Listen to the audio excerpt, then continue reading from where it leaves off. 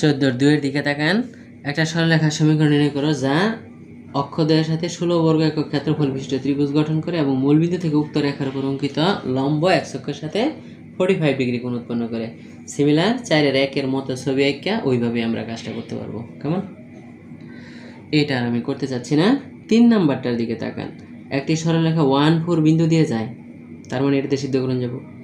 অক্ষদ্বয়ের সাথে প্রথম চতুর্ভাগে 8 বর্গ একক ক্ষেত্রফল বিশিষ্ট ত্রিভুজ গঠন করে। সরলরেখাটির সমীকরণ নির্ণয় করো। তাহলে অক্ষদ্বয় মানেই তো আমাদের ছেদক রেখা, তাই না? তাহলে আমরা এরকম আঁকলাম, এটা x অক্ষ, এটা y অক্ষ।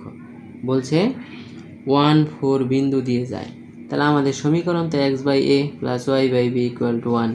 তাহলে 1-4 বিন্দুগামী না? তাহলে সেইখান থেকে আমরা পাবো 1/a + 4/b = 1। এটা একটা ইকুয়েশন। আর কি বলছে যে 16 বর্গ একক ক্ষেত্রফল না, প্রথম চতুর্ভাগে 8 বর্গ একক ক্ষেত্রফল। তাহলে এইটুকু a এইটুকু b, ক্ষেত্রফলটা তো হাফ ab, তাহলে ক্ষেত্রফল = হাফ ab, এইটা = হলো 8। তাহলে এইখান থেকে কিন্তু আমরা ab পাবো 16। তাহলে যে কোনো একটা সাবস্টিটিউট করে দেই, যেমন b = পাবো 16/a। একটু বাইরে গেছে গা, সো b = 16/a। এটা 2 নম্বর ইকুয়েশন। এখন 1 নং হইতে আমরা যদি 1/a + 4/b এর পজিশনে 16/a মানে উল্টা উপরে চলে যাবে =1 লিখি, তাহলে বলেন তো ওই যে 12 নম্বরে যে অঙ্কগুলো করছিলাম সেই একই স্টাইলে এইখান থেকে কি এর দুইটা মান বের করা যাবে না? যাবে। তাহলে আমরা 1/a + a/4 = 1। তাহলে একটু নিচে লসাগু নিলে একটু হিসাবটা করে নেই। তাহলে এর মান দুইটা আসে না, একটাই আসছে। কেমন? যেহেতু পূর্ণবর্গ হয়ে গেছে। এখন তাহলে বলেন 2 নং থেকে b = পাবো 16/2, তার মানে 8। অতএব নির্ণয়ের সমীকরণ তাহলে x/2 y/8 = 1। তাহলে 8 লসাগু নিলে আমরা পাবো 4x + y = 1, তার মানে 4x + y - 8 = 0। ফাইনাল হলো এটা। ওকে, এই ছিল আমাদের 14 পর্যন্ত অঙ্ক। তারপরে 15 নম্বর।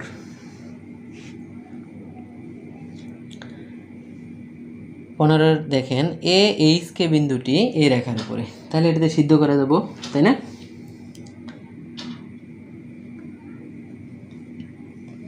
এবং BKH বিন্দুটি এই রেখার উপর অবস্থিত।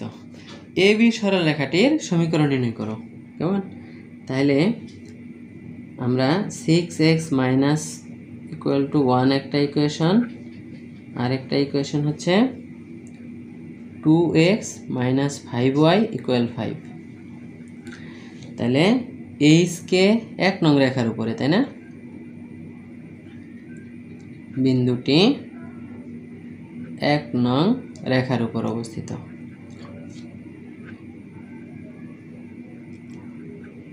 ওকে, তাহলে এটা দিয়ে তো এটা সিদ্ধ করলে x এর পজিশনে h লেখেন, 6h - k -1 = 0 লিখলাম। কেমন? আচ্ছা, দিলাম 3 নং। আর KH বিন্দুটি, তাই না, 2 নং রেখার উপর অবস্থিত একই স্টাইলে, তাই না? তাহলে এই ক্ষেত্রে কিন্তু x এর জায়গায় বসানো লাগবে k। তাহলে 2k - 5h - 5 = 0। এখন তো একটা সমস্যা, এইটা আর এটা সমাধান করতে গেলে একটু উল্টান লাগবে, তাই না? আগে h আনা লাগবে। তাহলে 5h - 2k + 5 = 0। ওকে, এইটা হলো আমাদের 4 নম্বর ইকুয়েশন। এখন যদি আমরা এই দুইটা দিয়ে হিসাব করি, কেমন? তাহলে সমাধান করে HK এর মান বের করতে হবে। কেমন? তাহলে ওই যে 3 নং রে 2 দিয়ে গুণ করেন, এবং তার থেকে 4 নং বিয়োগ করেন, ওই যে অপনয়নের যে সিস্টেমটা। কেমন? তাহলে দেখি কত। ঠিক আছে, তাহলে এইভাবে এইচ এর মান বের হয়ে গেল 1। তাহলে এইবার 1 নং থেকে আপনি কে এর মান বের করেন। ঠিক আছে, এখানে বসাই দিলে এইচ এর মান 1, তাহলে 6 - 1 5, তাহলে কে ইকুয়াল টু আসবে ফাইনালি 5। এখন দেখেন আমাদের এ বিন্দুর স্থানাঙ্ক কি হবে, তাহলে এ বিন্দুর স্থানাঙ্ক ছিল এইচ কে, আগে এইচ পরে কে, তাহলে 1 5। আর বি বিন্দুর স্থানাঙ্কর মধ্যে কিন্তু গন্ডগোল, আগে কে পরে এইচ, তাহলে সেটা হবে 5 1। কথাটা কি স্পষ্ট হইল? ওকে, তাহলে স্থানাঙ্ক দুইটা আমরা পায়ে ফেলাইছি। অঙ্কটা আরেকবার পড়েন। এ এইচ কে বিন্দুটি এত রেখার উপর অবস্থিত, বি কে এইচ বিন্দুটি এত রেখার উপর অবস্থিত, এ বি সরলরেখাটির সমীকরণ। তাহলে এ বিন্দু জানেন, বি বিন্দু জানেন, এখন বলেন তো দুই বিন্দুগামী রেখার সমীকরণ করলেই হয়ে যাবে না?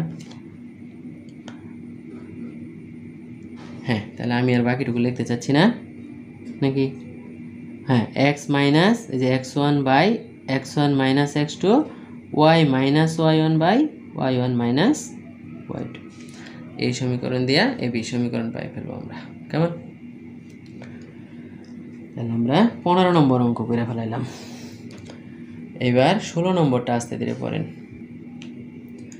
16 দেখেন, এই রেখাটির অক্ষদ্বয়ের মধ্যবর্তী খণ্ডিত অংশের মধ্যবিন্দুর স্থানাঙ্ক নির্ণয় করবার কইছে, তাই না? তাহলে খেয়াল করেন, অক্ষদ্বয় মানেই তো ওই যে ছেদকাকৃতিতে আনতে হবে। তাহলে আমাদের সমীকরণ আছে হলো x + 2y + 7 = 0, তাই না? তাহলে এইখান থেকে আমরা x + 2y = -7 ভাগ করলে x বাই -7 y বাই -7/2, তাই না? =1, এই প্যাটার্নে নিয়ে আসতে পারি। তাহলে এই স্থানাঙ্কটা হবে -7 আর এই স্থানাঙ্কটা হবে 0 -7/2। কেমন? তাহলে এইগুলা কিন্তু আমরা চিনলাম। এখন এটার মধ্যবিন্দু বের করা গেছে, তো মধ্যবিন্দু তো a/2 b/2, তাই না? মধ্যবিন্দু a/2 b/2, দ্যাট ইজ -7/2, আর এটার অর্ধেক করলে -7/4। ওকে, হয়ে গেল একটা কাজ। উপরোক্ত খণ্ডিতাংশ কোনো বর্গের বাহু হইলে তার ক্ষেত্রফল। খণ্ডিতাংশ মানে যে এইটুকু, তার মানে আমাদের মনে আছে এইটুকুর দৈর্ঘ্য আমরা বের করছিলাম √a² + b² এর একটা সূত্র ছিল, যে এটা a এটা b হইলে, তাই না? এটারে বাংলায় বলছিলাম কি, অক্ষ দ্বয় দ্বারা রেখা থেকে খণ্ডিত অংশ, মনে আছে? অক্ষ দ্বয় দ্বারা রেখা থেকে খণ্ডিত অংশ। ঠিক আছে, এটা a এটা b হইলে এটা কিন্তু ab হয়ে গেল। তাহলে √ সূত্র ছিল a² + b², তার মানে 7/2 হোল স্কয়ার, না এর পজিশনে তো শুধু 7 -7 এর স্কয়ার প্লাস 7/2 হোল স্কয়ার √ এইখান থেকে আমরা হিসাব করলে কি পাবো দেখেন, 49/4। ওকে, তাহলে এটা এইটুকু আসলো। কেমন? খণ্ডিত অংশের দৈর্ঘ্য, এটা √ লাগবে না? ওকে, তো বের করবার কাছে কি, এই খণ্ডিত অংশ কোনো বর্গের বাহু হইলে তার ক্ষেত্রফল, অতএব বর্গের ক্ষেত্রফল, তাই না? সেই ক্ষেত্রফল তো ওই যে ab², তার মানে এইটার উপরে খালি বর্গ একক। ওকে, এটাই হলো আমাদের কাজ, আর কিছু নাই। এরপরে সামনের দিকে আগান, দেখি কি কথা। হ্যাঁ, 17 নম্বর অঙ্ক একটু চেনা চেনা লাগতেছে, তাই না? টি এর যে কোনো বাস্তব মানের জন্য পি বিন্দু সঞ্চার পথ এত হইলে, আবার বলেন সঞ্চার পথ মানেই কিন্তু সে পি এক্স ওয়াই। এখন স্থানাঙ্কটা 2t + 1, তার মানে এই যে এক্স, সেই এক্স = হলো 2t + 1, আর এই যে ওয়াই, সেই ওয়াই = হলো t - 4। এরকম আমরা আগে দেখছিলাম না? এইখান থেকে টি বের করছিলাম মনে পড়ে, এক্স মাইনাস 1/2, এইখান থেকে টি বের করছিলাম ওয়াই প্লাস 4। এই দুইটা কিন্তু সমান, তাই না? তার মানে এক্স মাইনাস 1/2 ওয়াই প্লাস 4 সমান বসায় দিলে এইখান থেকে আমরা একটা সমীকরণ পাই ফেলবো, তাই না? সেটা হবে 2y প্লাস 8 এক্স মাইনাস 1। তার মানে x minus 2y minus 9 equal 0। কেমন? এখন সঞ্চার পথের সমীকরণ হলো এইটাই। পরে যে বলছে সঞ্চার পথটি অক্ষদ্বয়ের সাথে যে ত্রিভুজ উৎপন্ন করে তার ক্ষেত্রফল নির্ণয় করো। এখন এটা ত্রিভুজ বানাইতে গেলে তাহলে আমায় কি করতে হবে, অক্ষদ্বয়ের সাথে যে ত্রিভুজটা এটা হলো এইটুকু ত্রিভুজ, এটা এ এটা বি হইলে ক্ষেত্রফল তো হাফ এ বি হয়, তার মানে এটা ছেদক আকারে আনতে হবে, তাই না? তাহলে দেখেন x minus 2y equal to -9, তাহলে এক্স বাই -9 ওয়াই বাই -9/-2। এই -2 নিচে নিয়ে গেলে এখানে কিন্তু প্লাস এসে পড়ে, তাই না? তাহলে এটা কাটা চলে গেল। তাহলে এর পজিশনে -9, বির পজিশনে আছে 9/2, তাই না? কিন্তু ক্ষেত্রফল কি কোনোদিন ঋণাত্মক হয় বলেন? হয় না, তাই না? তাহলে যখন আমরা ক্ষেত্রফল বের করব, অতএব অক্ষদ্বয়ের সাথে ক্ষেত্রফল, হ্যাঁ ত্রিভুজের ক্ষেত্রফল না, ত্রিভুজের ক্ষেত্রফল equal to half of A B modulus, কেমন? বা এর মডুলাস বির মডুলাস। তাহলে হাফ ওই যে 9 × 9/2, ঠিক আছে? তাহলে এইখান থেকে মডুলাস করলে,